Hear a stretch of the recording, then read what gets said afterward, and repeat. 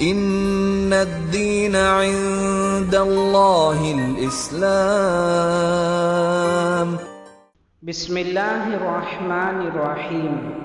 صرف 5 منٹ کا مدرسہ قرآن و حدیث کی روشنی میں۔ 17 جمادی الاول۔ نمبر 1، اسلامی تاریخ۔ حمر الاسد پر 3 روز قیام۔ غزوہ احد کے بعد ابو سفیان اپنا لشکر لے کر مکہ واپس جاتے ہوئے مقام روحہ میں پہنچ کر کہنے لگا، ہمیں مکمل طور پر فتح حاصل کرنا چاہیے، تو نعوذ باللہ محمد صلی اللہ علیہ وسلم کو قتل کیوں نہ کروں، چلو واپس جا کر مسلمانوں کو صف ہستی سے مٹا کر آئیں۔ جب رسول اللہ صلی اللہ علیہ وسلم کو اس کی اطلاع ملی تو آپ صلی اللہ علیہ وسلم نے صرف ان مسلمانوں کو اس کا پیچھا کرنے کا حکم دیا جو جنگ احد میں شریک تھے۔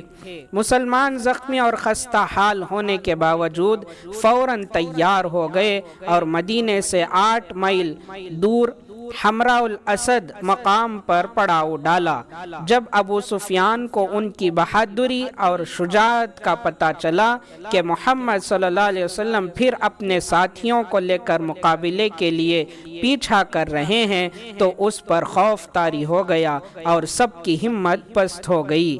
بالآخر ابو سفیان اپنی فوج لے کر مکے کی طرف فرار ہو گیا۔ حضور صلی اللہ علیہ وسلم نے وہاں 3 روز قیام فرمایا اور اطمینان کے ساتھ مدینہ واپس آ گئے۔ نمبر 2، اللہ کی قدرت۔ معدے کا نظام۔ ہمیں انسانی جسم کے اندر جو نظام چل رہا ہے اس پر غور کرنا چاہیے۔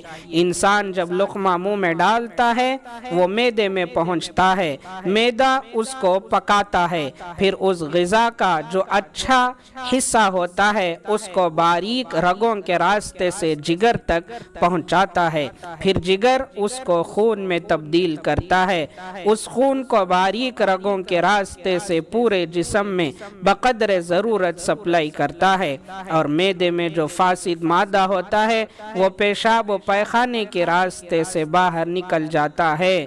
اندر کا یہ سارا نظام کون چلا رہا ہے؟ بلا شبہ وہی وحدہ لا شریک ہے۔ نمبر 3، ایک فرض کے بارے میں۔ صبح کی نماز ادا کرنے پر حفاظت کا ذمہ۔ رسول اللہ صلی اللہ علیہ وسلم نے فرمایا، جس نے صبح یعنی فجر کی نماز ادا کی وہ اللہ کی حفاظت میں ہے۔ مسلم۔ نمبر 4، ایک سنت کے بارے میں۔ مونچھوں کو تراشنا۔ رسول اللہ صلی اللہ علیہ وسلم مونچھوں کو تراشتے تھے اور فرمایا کرتے تھے کہ حضرت ابراہیم علیہ السلام بھی ایسا ہی کیا کرتے تھے۔ ترمذی۔ نمبر 5، ایک اہم عمل کی فضیلت، کسی کو کھانا کھلانا۔ رسول اللہ صلی اللہ علیہ وسلم نے فرمایا، جس نے کسی مومن کو کھانا کھلایا اور اس کو سیراب کر دیا تو اللہ تعالیٰ ایک خاص دروازے سے اس کو جنت میں داخل فرمائے گا جس میں اس کے جیسا عمل کرنے والا ہی داخل ہوگا۔ نمبر 6، ایک گناہ کے بارے میں، آپس میں دشمنی رکھنا۔ رسول اللہ صلی اللہ علیہ وسلم نے فرمایا، ہر پیر و جمعرات کو اللہ کے دربار میں اعمال پیش کیے جاتے ہیں۔ اللہ تعالیٰ ان دنوں میں ہر ایسے آدمی کی مغفرت فرما دیتا ہے جو اللہ کے ساتھ کسی کو شریک نہیں کرتا، مگر ان 2 آدمیوں کی مغفرت نہیں کرتا جن کے درمیان دشمنی ہو۔ اللہ تعالیٰ فرماتا ہے، جب تک یہ دونوں صلح و صفائی نہ کر لیں ان کو اسی حال پر چھوڑے رکھو۔ مسلم۔ نمبر 7، دنیا کے بارے میں، دنیا میں لگے رہنے کا وبال۔ رسول اللہ صلی اللہ علیہ وسلم نے فرمایا، جو شخص اللہ کا ہو جاتا ہے تو اللہ تعالیٰ اس کو ہر ضرورت پوری کرتا ہے اور اس کو ایسی جگہ سے رزق دیتے ہیں کہ اس کو گمان بھی نہیں ہوتا، اور جو شخص پورے طور پر دنیا کی طرف لگ جاتا ہے تو اللہ تعالیٰ اس کو دنیا کے حوالے کر دیتے ہیں۔ نمبر 8، آخرت کے بارے میں، قیامت کا منظر۔ قرآن میں اللہ تعالیٰ فرماتا ہے قیامت کے دن جب ستارے بے نور کر دیے جائیں گے اور آسمان پھٹ جائے گا اور پہاڑ اڑا دیے جائیں گے اور رسولوں کو وقت متعین پر جمع کیا جائے گا، ان تمام چیزوں میں کس دن کے لیے تاخیر کی گئی ہے؟ ان تمام چیزوں کو فیصلے کے دن کے لیے رکھا گیا ہے۔ سورہ مرسلات آیت نمبر 8 سے 13۔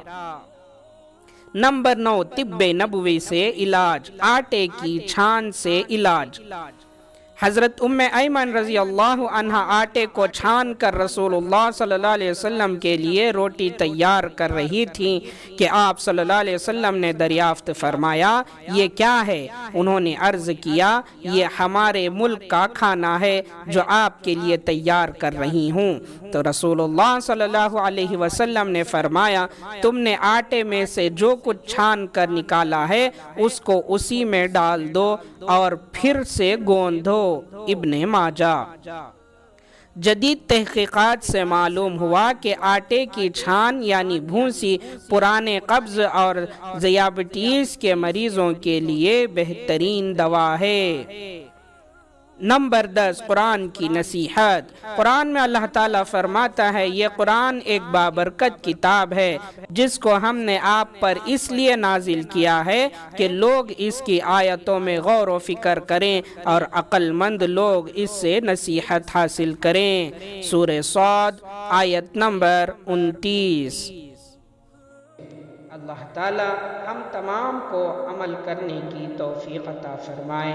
سبحان اللہ و بحمدہ، سبحانک اللہم و بحمدک، ونشہد ان لا الہ الا انت، نستغفرک و نتوب الیک۔